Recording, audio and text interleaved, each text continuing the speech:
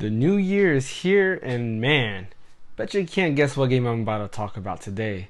This game is actually a sleeper hit, and I highly recommend it to everyone if you're watching.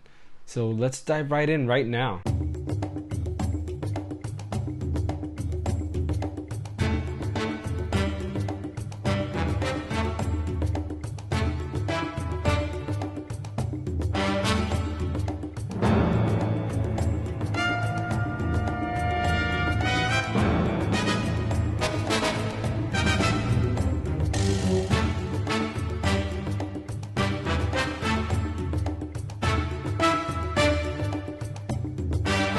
If you haven't guessed the game that I was going to be talking about today already, then I don't know what to say. The game I'm talking about today is One Piece Odyssey. One Piece Odyssey is a game that actually flew under my radar. I honestly wasn't really interested in it until I was editing Mike's video and looking for a trailer to put up for the video. If you haven't seen it already, go ahead and check out his January top 10 list of games to look out for. Definitely very informative. All the videos that he does about the top games to look for every month are actually really good. There's a lot of games that I find out from him, so definitely check that out. But going back to One Piece Odyssey, it was a game that I really didn't have much interest in it. See, when it comes to anime games, a lot of them are very hit or miss, and typically they stray on the miss side of things more than hit. There are some big hitters out there though, such as Dragon Ball FighterZ. For all you fighting game fans, I know you're with me on this, that Dragon Ball FighterZ is probably one of the best fighting games ever made. It was done really good. The engine that actually pretty much shows the graphics, like the anime graphics actually, is really done well, and just the fighting mechanics overall in that game was great. I also really enjoyed Dragon Ball Z Kakarot, made by Cyber Connect, who you know is really good at doing anime spin-off games such as Naruto, which is another great anime game that they've had. You know, Naruto Ultimate Ninja Storm, and even Naruto Ultimate Ninja that people seem to forget about.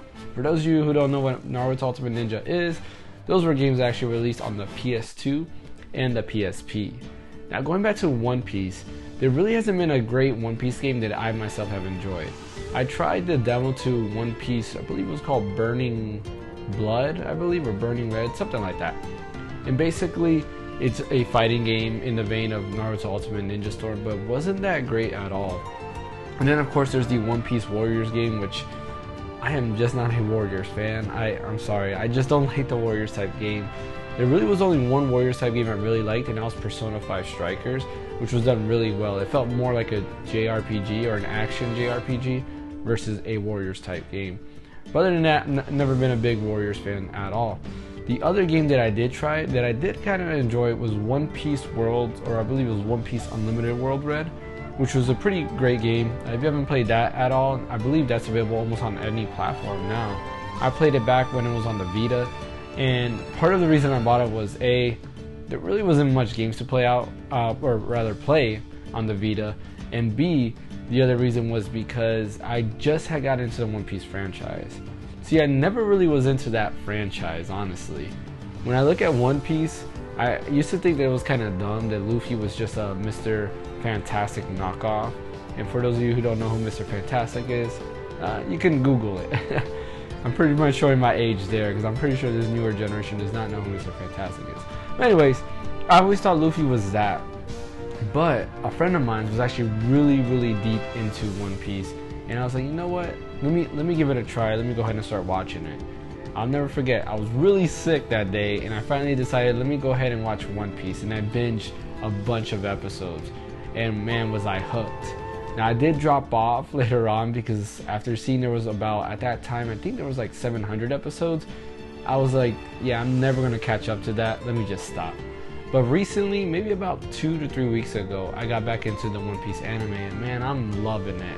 So far I've gotten caught up, not caught up rather, but so far I've gotten to the Sky Island area, or the Sky Island arc rather, and yeah, man, it just keeps getting better and better, and from what I've heard, it just continues to get better, especially in the later arcs, and I can't wait to catch up to that.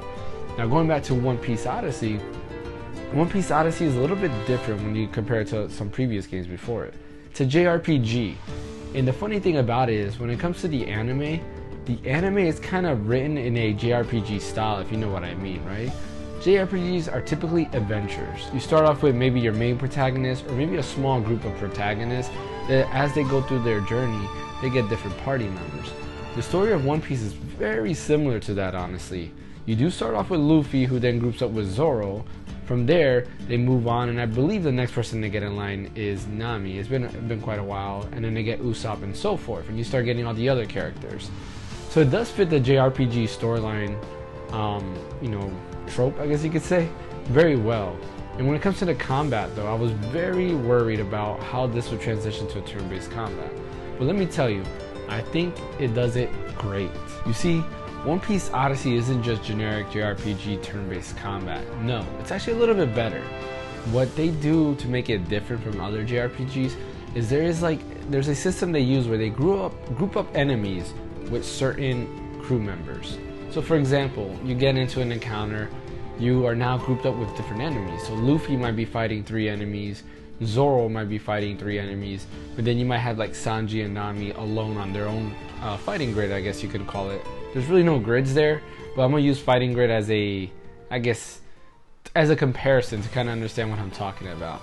So basically what it goes from there is Luffy will be fighting 3 enemies, Zoro will be fighting 3 enemies, but Sanji and Nami have nobody to fight. So what you can do is actually move Sanji and Nami to the area where Zoro's fighting, and you can go ahead and help out Zoro.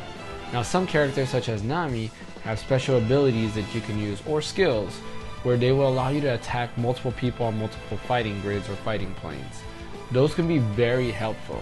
For example, with Nami, she has an AoE that can go ahead and pretty much hit everybody that you're fighting, regardless of what fighting plane they're on.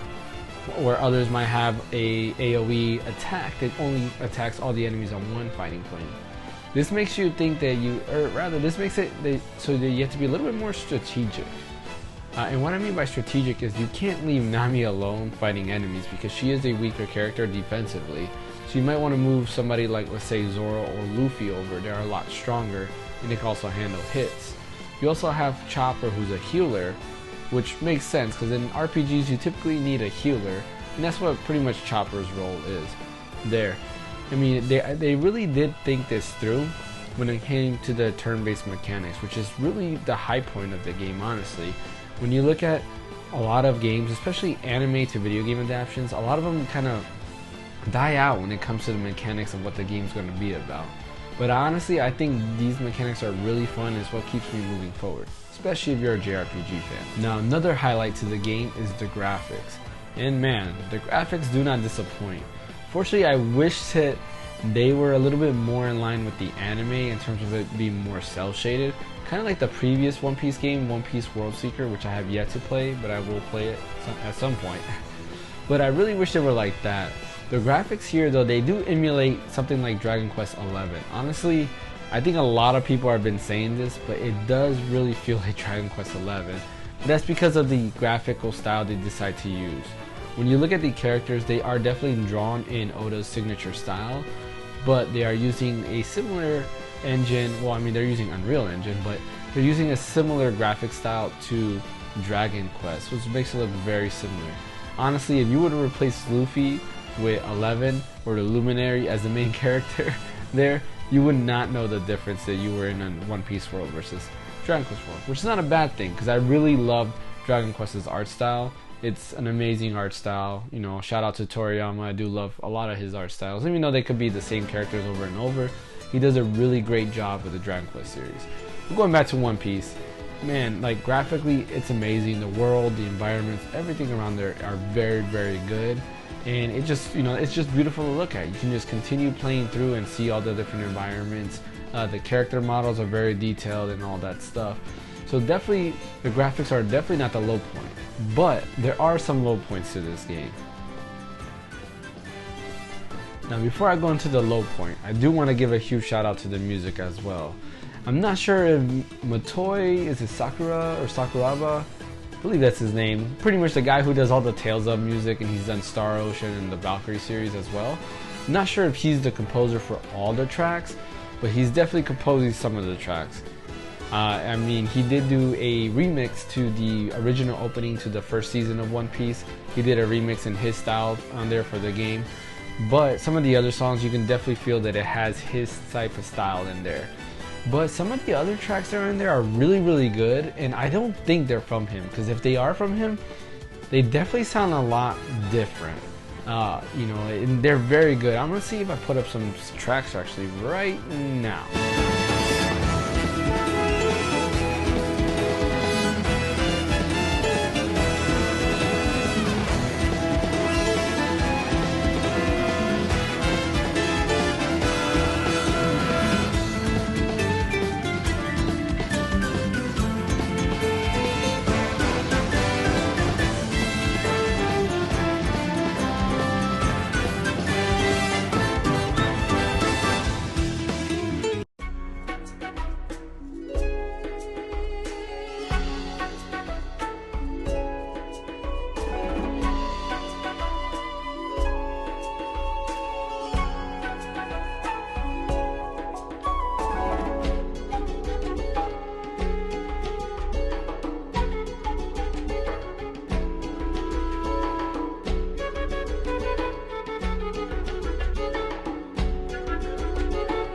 Yeah, so those were some of the tracks that to me did not sound like they were his, but they're still great tracks. So definitely the soundtrack does not disappoint. It is a really good soundtrack. And you know me, music, especially in video games, is very important to me because honestly I will get bored if the soundtrack is really, well, dull, right? I know a lot of people are like, why, how would you get bored if the game is fun but the soundtrack's dull? I'm just not the type of person to play the game with no volume, right? I have to have the volume up. I love hearing the sound effects, everything. All that to me is what makes the game great. And if you just shut off one of those things, to me, you're not getting the full experience. But that's just my point of view from there. Now, going on to the disappointments, the biggest disappointment I have so far is the loading, or rather, the cutscenes and how everything just seems to load into a cutscene, which is very annoying. For example, you could be walking towards somewhere, and that might not be the correct way you need to go at that moment. But what it will do is take you to a little load you into a little cutscene of somebody saying that's not the way to go. Load again to a black screen just to turn you around and go the other way. It's like, why couldn't you just stop my character, bring up whatever dialogue you want, and then turn him around, and so I can just be on my way. A lot of that stuff seems to be very consistent in that game because there's just, I feel certain things should be a little bit quicker. They just drag on. There's so many cutscenes. You move into like a certain area, rather than going a clean way into a cutscene, it has to load up a different cutscene, which is weird because there are actually some higher resolution cutscenes that are at a lower frame rate, and then there are cutscenes using this in-engine graphics. They're at a higher frame rate, but they're like mix and match, and the ones that are in-engine, they still take quite a while for it to load. Now keep in mind, I am playing this on PS5, so it's supposed to have faster loading, and to me it's just, I don't know, it's bothering me a lot. I really hate that, but if you can get by that stuff, I think you'll really enjoy the game overall. One Piece Odyssey is available on PS5, Xbox, and PC. Unfortunately, there was no Switch release, which kind of sucks, but you can play it on Steam Deck if you have one. There's been a bunch of reports out there saying that there's really no issues with playing the game on Steam Deck, which is nice to hear. Definitely a game that I would prefer to play it portable. I originally was going to play it portable, but my son decided to get it on PS5, so we can game share from there. Why buy the game twice, right? Anyways, thanks for watching. Don't forget to go ahead and like and subscribe to us on YouTube. And don't forget to go ahead and follow us over at Twitch at the Random Encounter Podcast.